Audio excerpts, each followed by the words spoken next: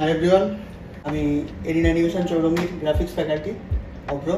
আর আজ কিছু question answer round করব, দেখা যাক আমাদের স্টুডেন্টরা কতটা পারে।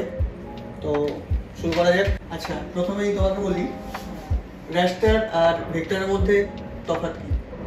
স্যার, রাস্টার গ্রাফিক্স আর ভেক্টর গ্রাফিক্সের মধ্যে কিছু ডিফারেন্স রয়েছে। রাস্টার গ্রাফিক্সের ক্ষেত্রে আমরা জানি রাস্টার গ্রাফিক্স ক্রিয়েট হয় পিক্সেলের মাধ্যমে, এক্ষেত্রে ভেক্টর ক্রিয়েট হয় ফিল, কার্ভ, লাইন অ্যান্ড পাথের মাধ্যমে। আমরা রাস্টার গ্রাফিক্সের ক্ষেত্রে বলতে পারি রাস্টার গ্রাফিক্স যদি আমরা কোনো ইমেজকে জুম করি তো রাস্টারের ক্ষেত্রে ইমেজটা পিক্সেলেট হয়ে যেতে পারে এবং ইমেজ কোয়ালিটি কমতে পারে, কিন্তু ভেক্টরের ক্ষেত্রে সেটা হয় না। আর রাস্টার গ্রাফিক্সের ক্ষেত্রে আমরা কয়েকটা ফাইল এক্সটেনশনের কথা বলতে পারি, যেমন হচ্ছে টিফ, জিআইএফ আর জেপিইজি। আর যদি আমরা ভেক্টর গ্রাফিক্সের কথা বলি তো ভেক্টরের ক্ষেত্রে আমরা বলতে পারি পিডিএফ এবং এআই। ভেক্টর গ্রাফিক্স সফটওয়্যারের একটা এক্সাম্পল হিসেবে আমরা বলতে পারি অ্যাডোবি ইলাস্ট্রেটরের কথা। সেক্ষেত্রে আমরা যদি ফটোশপকে ধরি, ফটোশপ একটা রাস্টার গ্রাফিক্স সফটওয়্যার, তো এক্সাম্পল আমরা ফটোশপকে রাস্টার গ্রাফিক্স সফটওয়্যার হিসেবে বলতে পারি। নেক্সট কোয়েশ্চেন আমরা আসি, উইদাউট মাস্কিং আমরা একটা ইমেজ বা কোনো টেক্সটের মধ্যে কিভাবে অ্যাড করব? তুমি বলো। স্যার, ফার্স্টে আমরা কোনো ইমেজকে ফটোশপের মধ্যে ড্র্যাগ অ্যান্ড ড্রপ করে তারপর হরাইজন্টাল টাইপ মাস্ক টুলে গিয়ে ওখানে ক্লিক করে একটা কোনো টাইপ টেক্সটকে আমরা লিখলাম। এবার সেটা লেখার সাথে সাথে অটোমেটিক্যালি ওটা সিলেকশন হয়ে যায়। দেন আমরা ওখান থেকে কাট করতে পারি বা অন্য কোনো লেয়ারে কপি করলে ওটা তখন মাস্কিং ছাড়াই টেক্সটের মধ্যে ইয়ে হয়ে যায়, ইমেজটা প্লেস হয়ে যায়। তুমি বলো, আমরা ইরেজার কেন ইউজ করবো না, কেন আমরা লেয়ার মাস্ক ইউজ করবো?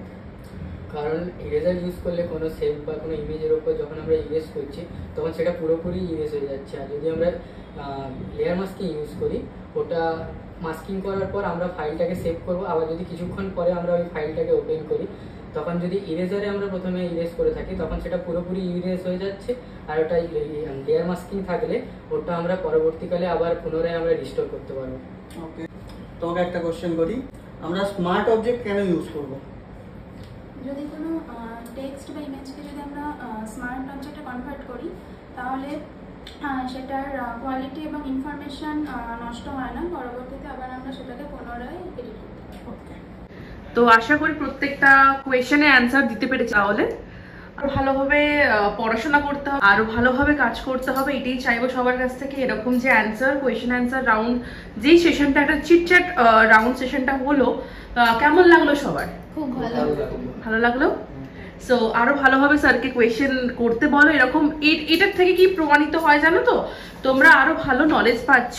এরকম হঠাৎ করে স্যার কোয়েশ্চেন করলে সেটার অ্যান্সার তোমরা কমপ্লিট দিতে পারছো, সেটা থেকে একটা নলেজ পাচ্ছ তোমরা। তো আরো ভালোভাবে পড়তে হবে, স্যারকে বলবে কি এরকম একটা কিছু কোয়েশ্চেন করো অ্যান্ড আমরা সেটার অ্যান্সার দেবো।